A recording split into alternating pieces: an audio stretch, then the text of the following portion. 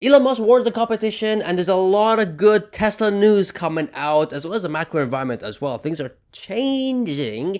Hopefully we don't go into a recession, but it looks like things are getting better in ways that it'll benefit companies like Tesla. So let's not waste any more time. Smash that like button, hit subscribe if you haven't already. Let's go! So Mars posted this video saying the competition is bricking, and you guys can see the free of cash flow history of pure EV makers. You guys can see how far Tesla is, and look at the other guys. It's just ridiculous. Now, yes, we are missing BYD here. They are positive as well, but not that much. Nonetheless, though, none of them, and I mean none of them, including BYD, don't have this much cash flow, which is insane. And Elon Musk comments on this, warning that any car company that fails to solve self-driving will die, because in the future, this is gonna be the main point. Like, here's the thing. I keep saying this on the channel. The reason why I went all into Tesla stock was because of this full self-driving thing. Forget the energy, forget the bot, all that kind of stuff, right? Robotaxi, full self-driving. The fact that you can solve the car driving you places, you can get back your time. You don't have to keep driving the same route every day to work or every time you go. I'm not against driving. I'm against driving the same route every day, going to the same place, the same traffic. I'm against that. And if you can solve this, the amount of time you get back is absolutely insane. You can sleep in the car, you can play games in the car, you can make chat videos in the car, you can edit in the car, you get so much time back, and it's worth it. And that's going to be the main selling point for owning a vehicle in the future. Now, whether you want to get robotaxis, so you don't have to own a vehicle, or you just want the thing driving yourself with your own vehicle.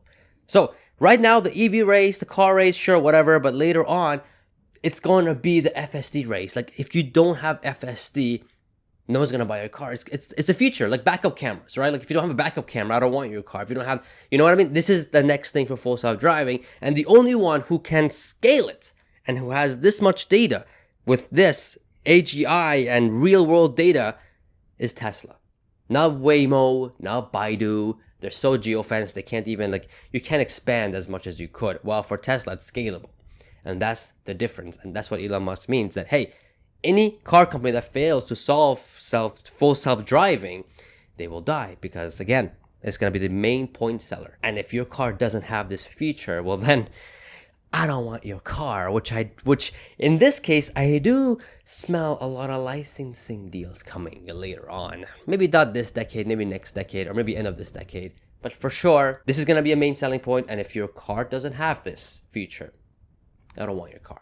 This is what it means, and I fully agree with it, and it's his warning, and it's been his warning for a long time. So that's shishi, you know? Now we're going to the good news for Tesla. And by the way, if you guys like these good news videos, I may open up another channel just going hammering on these good news. We'll see about that. Anywho, the first good Tesla news is the China weekly sales are strong. 15,500 new cars were insured. And if you guys take a look at this chart, it's getting very close to 2023 levels, and it looks like they're going to be surpassing it. Shout out to Tesla Chan for this. You guys can see so far about 350,000 vehicles have been insured cumulatively this year in China, compared to last year of just below 355,000. I'm going to give it a few more weeks and we are surpassed, which is insane. This goes to show that the second half of 2024 is strong. It's absolutely strong, and it's confirmed. So that is a sheesh moment. The second good news, CPI inflation is in the 2% range, is exactly what the Fed is looking for. And this indicates that rate cuts are around the corner, and they're probably going to happen sooner than later. And I'm thinking as soon as next month. And we all know that Tesla stock crashed the hardest when interest rates soared up. Tesla stock is going to rally the hardest when interest rates go down. Mark my words, mark this. I even put it on my X. This is exactly what's going to happen. And we're going to see prices go up slowly. We're going to see demand coming back, customers financing and leasing vehicles because interest rates are down. So that's going to be, that's an awesome thing. Now, if it goes too down, if interest rates go way too down, then we are in a recession. But I think the way how it's looking, it looks like we're avoiding that, because the other good news is that jobless report came better than expected, indicating that a soft landing is highly likely. The market was expecting 235,000 jobless claims, but we had 7,000 less of 227,000. So better than expected. I mean, it's still, going up, but better than expected. And Walmart came out and says that consumers are spending more than expected. Although still low, but they're spending more. So it looks like consumer sentiment of buying or spending, that's a bit better than most people expected, which is why we saw the stock go up. Well, all stocks go up this week. So that was a big indicator. Number 4, Cybertruck. We are seeing Cybertrucks in China with a Chinese license plate. Now, we don't know what's going on here. We don't know if people are buying Cybertrucks or this is just an advertisement. No one knows. Nobody knows, because in China, trucks are not allowed. It's just a thing. It's not allowed. But if Cybertruck's gonna be the thing that breaks that and starts a new revolution in terms of having trucks on the road, what a way. What a way to do that, through a Cybertruck. So that is a sheesh moment. Another awesome news is that Tesla has sold, so far what we know, $2 billion worth of Cybertrucks so far this year. That's about 3% of total revenue so far, which is a sheesh flippin' moment. And here's the thing, I wrote on my X as well, is that if each Cybertruck was sold for 100,000, that's about 20,000 Cybertrucks sold. And here's the thing with Cybertruck, guys.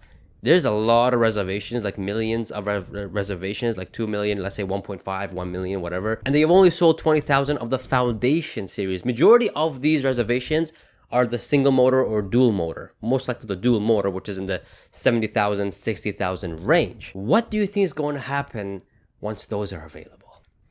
It's going to be insane. And Tesla is predicting or projecting that they're going to become profitable by Q4 of 2024, which is huge. I'm very interested to see what the gross profit margin will be, because trucks do have high gross profit margins.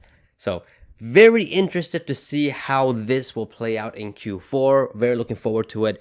It won't be a cash burner anymore, but I'm pretty sure there'll be something else that comes online, robotaxi or new affordable vehicles, that will be a cash burner for some time, but it's bullish in the long term. And guys, don't underestimate the Cybertruck, man. Sales of the Cybertruck will drastically increase once the cheaper models are going to be produced and ready to be sold. So hold on tight. And the last thing here, the last good news here, is that Trump likes Elon and Tesla. If you guys listen to the interview that Elon did with Trump, he likes Teslas. He's not against EVs, and I've been through this a lot on my channel, so much back and forth. That Trump is not anti-EVs. He's not. He loves EVs. He likes them. He's a fan of them. He loves Teslas. He has a Cybertruck now, right? Donald Trump has a Cybertruck. I mean, that's, if you guys don't know, that's a sheesh moment. He has a Cybertruck now. He's a fan of them. He's pro-choice. He's like, yo, look, if you want a gas car, get a gas car. If you want a hybrid, get a hybrid. If you want an electric car, get an electric car. But there shouldn't be a mandate towards getting electric cars by a date. That's all he's saying. But hey, if you want these things, it's an open market. Do whatever the heck you want. And the fact that Trump likes Elon, imagine the cooperations between these two once or when he or if he becomes president again. So it's very bullish for Tesla. It's good for Tesla investors in the long term. And don't forget all the red tape that Trump can cut for Elon for full self-driving and AI, because he's got to compete with China, and China is going full force with this AI stuff. So, and we all know Trump does not like when China is won over the US. So these are the good news coming out for Tesla, and the macro environment.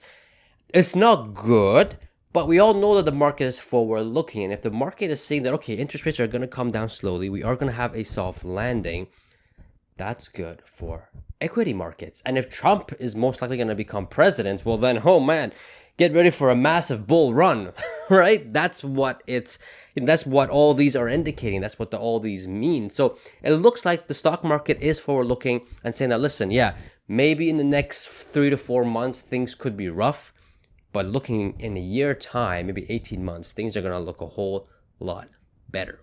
And I think that's what the market is looking towards and pricing in. And that's why we saw a good green week this past week.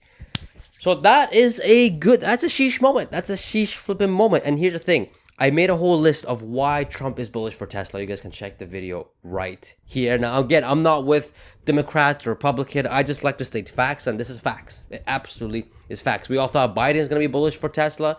Turns out it was the exact opposite. The guy can't even say the name, won't even invite Elon to EV summits, right? But we know, and for a fact, because Trump used to be president, right? And he always invited Elon to a lot of these important meetings while Biden didn't. So the facts are there. The facts are facts. But check out this video for more in details why it's bullish, why Trump is bullish for Tesla. Subscribe, guys. Get your About the Dip t-shirt. And I shall see you guys in the next video. See ya.